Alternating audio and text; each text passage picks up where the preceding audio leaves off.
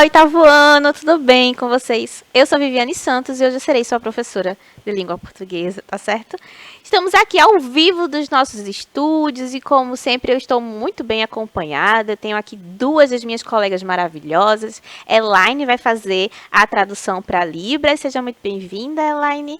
E eu tenho aqui ao meu lado, fazendo uma parceria comigo, né? Conversando, trocando uma ideia, a professora Adriana Maria, também de língua portuguesa. Vamos dar um oi para ela?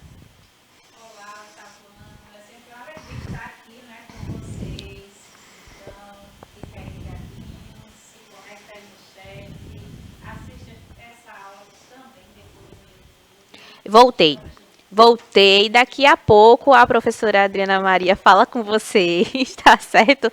Hoje em dia tá cheio de emoções, né, professora Adriana? E aí, na verdade, o que ela estava falando é para vocês aí de casa se conectarem no app do Educa Recife, né? Todo mundo já sabe o caminho, mas é sempre bom relembrar que você pode baixar o app nas plataformas digitais, tanto para celular Android quanto para iOS. Está aqui na sua tela. Aponta a câmera do seu celular, faz o download para poder, enfim, conversar com a professora Adriana Maria. Vamos tentar mais uma vez para dar um oi? De volta, as mágicas de Billy e Dalila. Pois é, pessoal, estamos aqui de volta, como a professora Viviane estava falando. Estejam aí conectados tanto no aplicativo, né, quanto no nosso canal de YouTube e assistam essa aula, porque ela foi preparada com carinho por essa professora maravilhosa, não é? Vocês concordam comigo? Biscoitos, muito biscoitos, em época de São João, né, professora? Hoje a nossa aula é sobre biografia, autobiografia e memória. Coisa muito importante, né, para a gente pensar sobre a nossa própria vida. Vamos falar um pouquinho sobre a biografia? O que é que a gente para pensar quando a gente escuta a palavra biografia? Já parou? Já parou para pensar aí em casa? A gente sabe que a gente estudou ciências, né? A gente estudou ciências com a professora Isabel, com a professora Cláudia, com a professora Carol. A gente sabe que bio significa vida.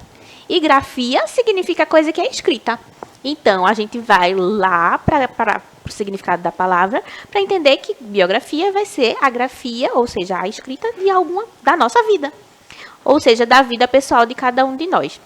Então, a biografia vai ser esse tipo de texto, tá certo? Normalmente narrativo, que conta a história de alguém, da vida de alguma pessoa, dos acontecimentos que rodearam a vida dela, tá certo? Normalmente de alguém famoso, né? Não é o meu caso não, né, professora Adriana? Mas aí a gente adora ler biografias. Sim. A biografia é um tipo de produção de texto que busca contar a história de alguém.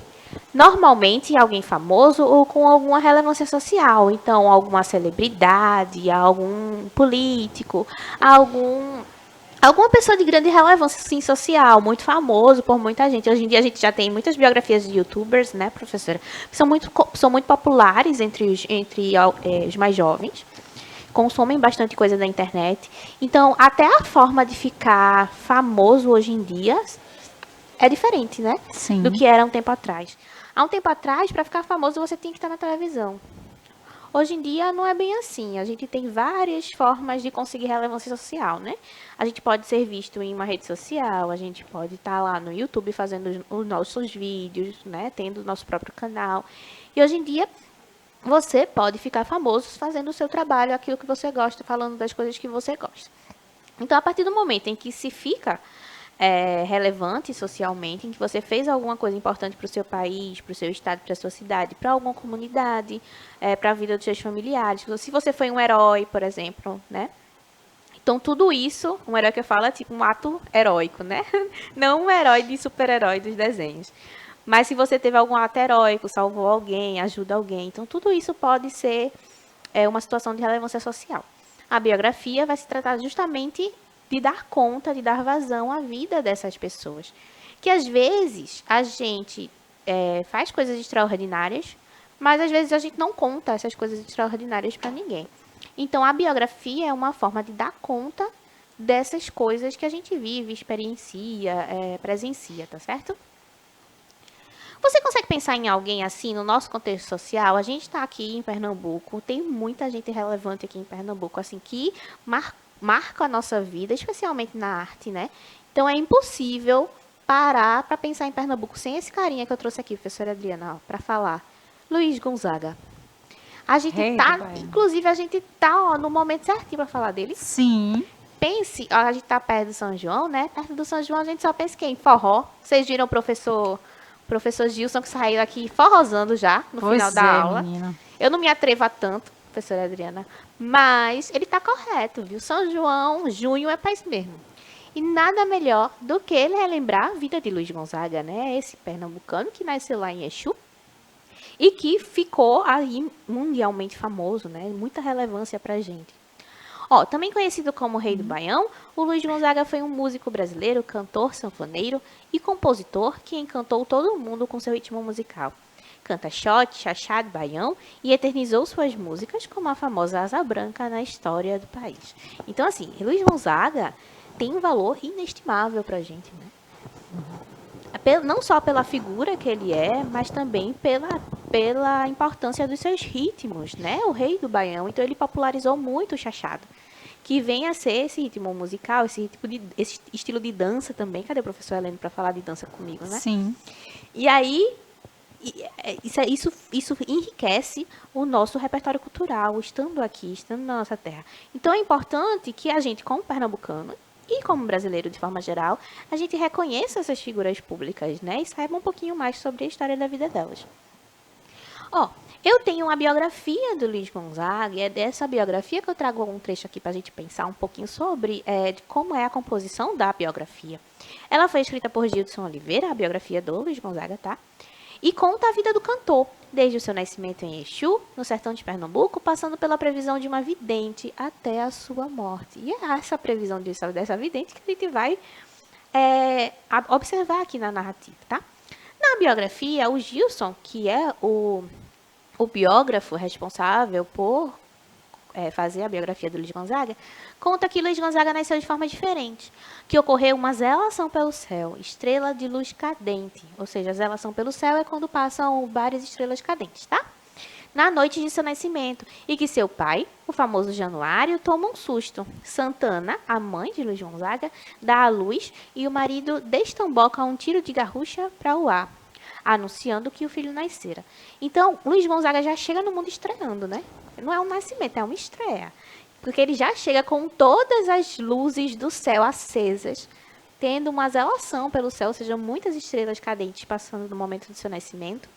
A gente tem o nascimento, propriamente dito, do Luiz Gonzaga, e em seguida o seu pai atira uma garrucha para o céu, que é uma espécie de arma, espingarda, né? Para anunciar o nascimento do filho. Então, a gente tem toda uma cena que parece mais cena de novela, né? Parece coisa de filme ou de livro, para contar como é que foi o nascimento dele. Que foi bem legal, né? Bem diferente. Na biografia, Socorro Januário, que era mãe, né? E, na verdade, irmã de Luiz Gonzaga, conta que quando Luiz Gonzaga tinha entre 6 e 8 meses de vida, um grupo de ciganas passava pela cidade. Então, uma delas profetizou: que menino forte e bonito, mas ele será do mundo, vai andar tanto, por cima e por baixo, que cairá ferida nos pés. E de tanto, o cantor Luiz Gonzaga ganhou o mundo. Então, assim, quando ainda era muito jovem, quando ainda era muito bebê, o Luiz Gonzaga passou por esse momento inusitado aí. Tava lá ele de boa, sendo bebê, comendo, dormindo. E, então, uma cigana chegou para a família para dizer que ele ia ganhar o mundo. E ela profetizou isso, né? E, de fato, ela estava certa. Olha, uma cigana acertou previu, né, como é que ia ser a vida do Luiz. E aí, quando ele cresce, se torna músico e ganha um mundo, ele concretiza a profecia que foi realizada ainda quando era criança, né, proferida quando era criança. Essa passagem é muito curiosa. Eu mesma não sabia sobre essa passagem quando eu estava estudando e pesquisando sobre a vida do Luiz Gonzaga. E assim, é uma coisa que não está nas músicas dele, por exemplo, né? Essa passagem não está lá. Então, só quando a gente para um pouquinho para estudar sobre a vida do nosso biografado, é que a gente tem condições de dar conta de todo esse repertório, de todos os acontecimentos. É claro que a biografia não vai dar conta de tudo. Até porque é um texto limitado, você tem uma quantidade limitada de páginas, você tem até que pensar em quanto o leitor aguenta consumir aquele livro, né? Porque não dá para ler 1 milhão de páginas. A gente precisa condensar a história e escolher aquilo que é mais importante para a narrativa, tá certo? Mas, com certeza, haverão fatos na biografia que o meu telespectador, o meu leitor, mesmo que ele seja um fã, pode ser que ele não conheça. Então, por isso que a gente faz essa pesquisa, esse trabalho, tá? Eu trouxe uma passagem do livro em que foi feito pelo próprio Luiz Gonzaga, pensando sobre a própria existência dele, né, de onde ele veio, como é que ele se resumia enquanto ser humano. Então, eu vou ler para vocês aqui.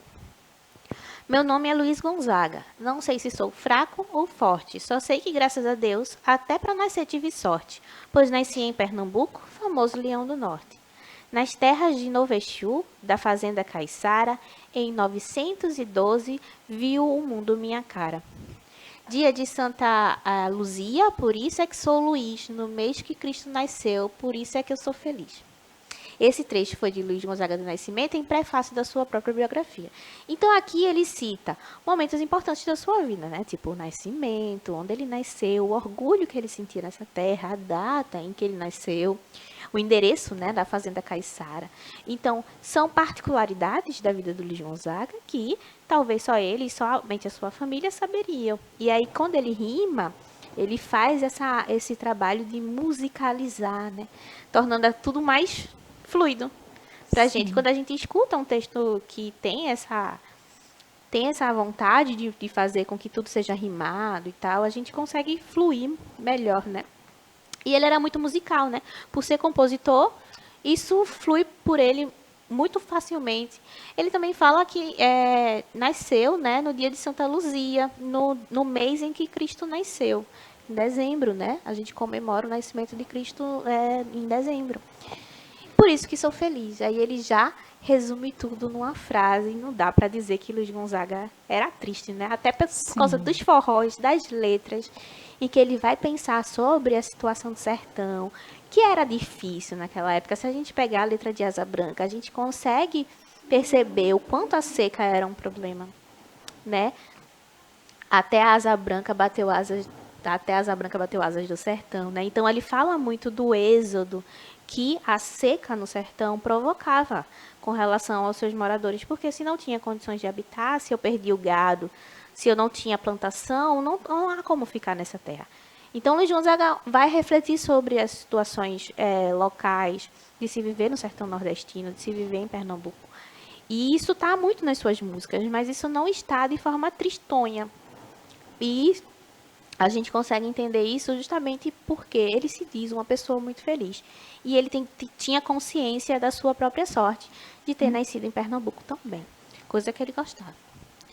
O tema da biografia também pode aparecer de diversas formas, né? Não apenas em formato de romance, minha gente. E assim, eu sei que é muito comum que a gente pense em biografia em formato de romance, que é o mais popular mesmo, mas pode aparecer em outros formatos. Como assim, Viviane? Lembra do diário de Anne Frank? Aquela menina judia que morou na Holanda por um tempo, se refugiando da Segunda Guerra Mundial. Então, ali a gente tem um diário que foi romanceado, né? Ele aparece em forma como se fosse uma estrutura de romance, mas é um diário. Então, é a narração da própria Anne Frank. Poderia ser considerada assim uma autobiografia, né? Porque ela mesma que escreveu. Quando a gente tem uma biografia, a gente tem uma terceira pessoa escrevendo sobre alguém. Hoje veremos que a biografia também serve de tema para a escrita de poemas. E aí eu trouxe alguns poemas para a gente pensar sobre o que significa escrever sobre si mesmo. Será que eu preciso escrever tudo sobre mim ou será que eu posso parcelar, né? Uma compra parcelada, né? Então vamos ler. Eu trouxe um poema chamado Biografia, do Mia Couto, que é um escritor angolano, tá? Todo o meu nascer foi prematuro. Agora, em meus filhos, eu vou dando as luzes, descendo, sim, dos que hão de vir. Então, olha como o poema de Mia Couto é muito forte. Ele vai pensar na biografia dele sobre a própria família, sobre a sua herança genética que está ali nos filhos, quando, na verdade, ele está pensando sobre si próprio. E ao invés de pensar no caminho natural, que é os filhos descendendo do pai, né? Eu descendo da minha mãe, eu descendo do meu pai, ele faz o caminho oposto. Ele diz, olha, na verdade, eu descendo dos meus filhos. Porque ele é influenciado pelos filhos, né? A gente está o tempo todo trocando ideias. Então, o eu lírico desse poema consegue reconhecer essa influência muito facilmente, né? Eu descendo dos meus filhos e vou dando luzes aos caminhos, ou seja, eu vou entendendo a minha passagem pelo mundo a partir do olhar e da convivência também que eu tenho com os meus filhos, tá? O eu lírico reflete sobre a hereditariedade, ou seja, daquilo que é passado de pai para filho, tá? A herança biológica que cabe aos filhos. O eu lírico confessa que amadureceu rápido na vida, mas agora que possui filhos, consegue entender algumas coisas, ganhou sabedoria. Porque o nosso ponto de vista deve mudar bastante quando se tem filho, né, professora Adriana? Eu não tenho filho, mas eu acredito que a gente deve mudar bastante o ponto de vista, né? Sim. Para tudo. Então, o eu lírico do Miá está refletindo justamente sobre a importância da hereditariedade. O que a gente consegue mudar de ponto de vista com relação a ela, com relação à vida, quando a gente tem essa responsabilidade de cuidar de crianças, né? Porque é uma responsabilidade grande. Li um pouquinho do Mia Couto. O Mia Couto, que é o Antônio Emílio Leite Couto, é um escritor moçambicano, eu falei angolano, né? Desculpa, moçambicano. Nasceu em 1955, ganhou prestígio internacional e sua principal obra é Terra Sonâmbula. Esse livro foi eleito como um dos melhores livros africanos do século XX. Mia Couto é um dos escritores que eu mais recomendo, assim, porque ele é muito incrível. Tem construções de imagem maravilhosas. E é muito bom para que a gente tenha contato também com escritores africanos, né? Às vezes a gente acaba lendo muita coisa, às vezes do Brasil, às vezes norte-americana, e esquece de olhar para o resto do mundo. Então é uma boa porta de entrada aí para a literatura africana de forma geral, tá? Eu trouxe um outro poema também do Miá, em que ele vai falar sobre si mesmo e como ele enxerga a si mesmo. O nome do poema é Espelho. Vamos ler? Esse que em mim envelhece, assomou ao espelho e tentar mostrar que eu sou. A tentar mostrar que eu sou, desculpa. Os outros de mim, fingindo desconhecer a imagem, deixaram-me a sós, perplexo, com meu súbito reflexo. A idade é isto, o peso da luz, com que nos vemos. Esse é do Miá também. E ele vai fazer um recorte diferente. Enquanto no primeiro poema a gente tem a questão da hereditariedade muito forte, no segundo poema a gente tem a questão da velhice. Né? Ele está envelhecendo e com isso ele vai repensando a sua existência, repensando a sua própria figura no espelho e pensando assim, será que eu não estou sendo muito rigoroso comigo mesmo? Quando na verdade eu deveria ser mais bondoso, reconhecer que eu fiz o meu melhor, etc. A autobiografia pode revelar essa luz com que nos vemos. O poema se refere às versões que podem existir de uma mesma pessoa. Parar para pensar sobre a luz com que nos vemos é um papel que, para a autobiografia, ou seja, quando eu faço a minha própria biografia, é muito importante. Porque você vai ter o seu ponto de vista sobre um fato que aconteceu consigo. Então, ninguém mais no mundo poderá dizer como é que eu me sinto com relação a alguma situação. Apenas eu mesma. De forma justa, de forma, né? Eu posso até não ter um vocabulário rico, rebuscado, mas eu vou tentar ser honesta com os meus sentimentos. Quando a gente está numa biografia, pode ser que o ponto de vista do biógrafo seja um pouquinho diferente da do biografado, e isso gere alguma divergência, tá?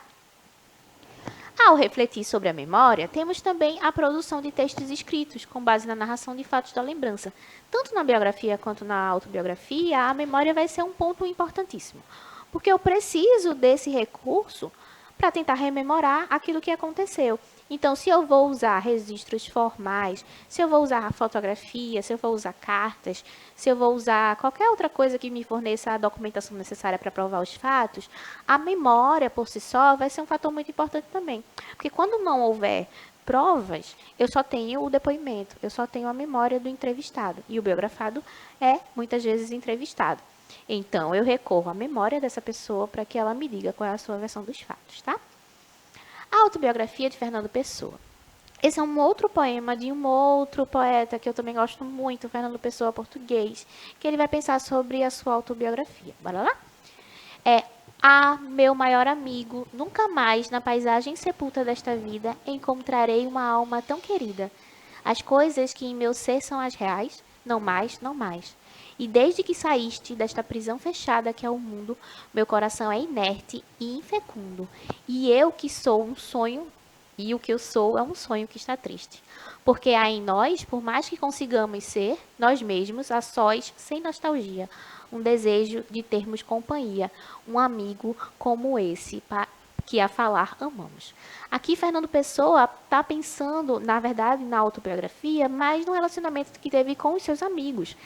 E, aparentemente, é um amigo que veio a falecer. Então, ele para pensar um pouquinho, e agora que você saiu da prisão que é este mundo, né? Como é que eu faço para organizar a minha vida sem você? Mas, ao mesmo tempo, ele relembra a importância desse amigo na vida dele. Então, a gente tem 3 poemas distintos para falar sobre biografia e autobiografia. Um que fala sobre hereditariedade, um que fala sobre a velhice, e o outro que vai falar sobre a importância dos nossos amigos para a nossa própria vida. Então, perceba que são pontos de vista completamente diferentes com relação um ao outro, coisa que a biografia romanceada, o diário, conseguiria expandir, né, de forma mais abrangente, utilizando mais palavras, utilizando mais recursos e narrativas, enquanto que o poema ele vai precisar ser sucinto, né? Ele vai precisar escolher temas objetivos para tratar, embora ele faça isso de forma muito rica lexicalmente. O que significa? Escolha de palavras. A escolha de palavras torna esses poemas únicos, né? O eu lírico lamenta um amigo ausente. Essa ausência não é simplesmente o distanciamento da amizade, e sim um possível óbito do amigo. Os versos que denunciam esse estado de luto são: não mais, não mais, e desde que saíste desta prisão fechada, que é o mundo, tá? A memória. O tal gênero textual não tem o mesmo compromisso com a biografia, e a autobiografia tem com a realidade, tá? Enquanto as duas têm a ver com o relato, as memórias têm a ver com a narrativa, porque a maneira que registramos os fatos que aconteceram conosco não significa que esses fatos aconteceram realmente. As memórias abrem espaço para a literatura, ao contrário da biografia e da autobiografia. A memória literária vai dar espaço e conseguir espaço para que eu consiga criar a partir de um fato. Tá? Enquanto a biografia e a autobiografia precisam ser verdadeiras com o fato. Eu tenho ali, especialmente para o biógrafo, que é aquela pessoa que escreve a biografia, ele vai precisar ficar muito mais atento em respeitar aquilo que de fato aconteceu na vida do biografado. Eu não posso, se eu vou escrever sobre a vida de Adriana, se eu vou escrever sobre a vida de Elaine, criar a minha própria versão das coisas. Não é assim que funciona. Eu preciso ser coerente com aquilo que aconteceu com elas. Já na memória literária, eu posso expandir para dar a minha cara, contar como foi, mas colocar ali um pouquinho de ficção, tá certo? Conseguir abranger essa ideia literária mesmo. Memórias literárias são textos produzidos por escritores que dominam o ato de escrever como arte e revivem uma época por meio de suas lembranças pessoais. Eles buscam despertar emoções estéticas no leitor, procurando levá-lo a compartilhar suas lembranças de uma forma vívida. Para isso, os autores usam a língua com liberdade e beleza, preferindo o sentido figurado das palavras, entre outras coisas. Na memória literária, eu vou abordar momentos específicos, tá? Passagens específicas de parte de uma vida. Na biografia é comum que se vá do nascimento até a morte.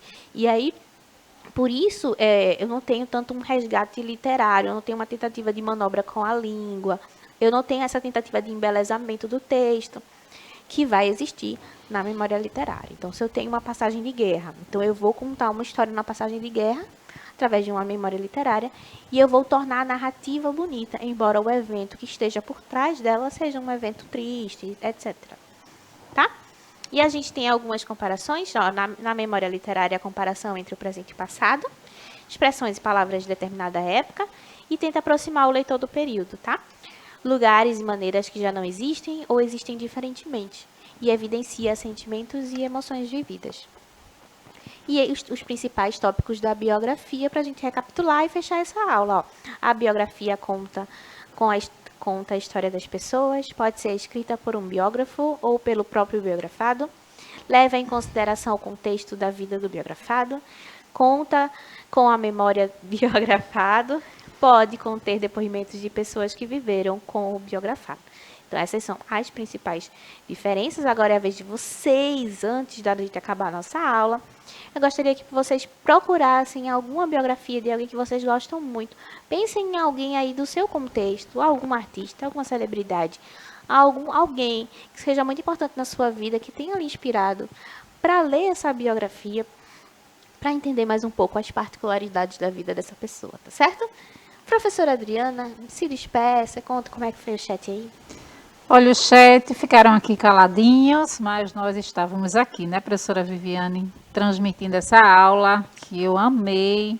E aí espero que vocês façam isso, tá? Pesquisem, leiam biografias. E é isso, minha gente. Por hoje é só. Até a próxima. É isso, minha gente. Biografia é uma coisa impressionante. Eu adoro biografia. Acho que é a minha alma fofoqueira, talvez. Não sei, pessoal. É isso. Ó, a aula tá terminando, tá, minha gente? Mas vocês podem reassistir lá no YouTube. A gente se vê na próxima aula. Um cheiro e até breve.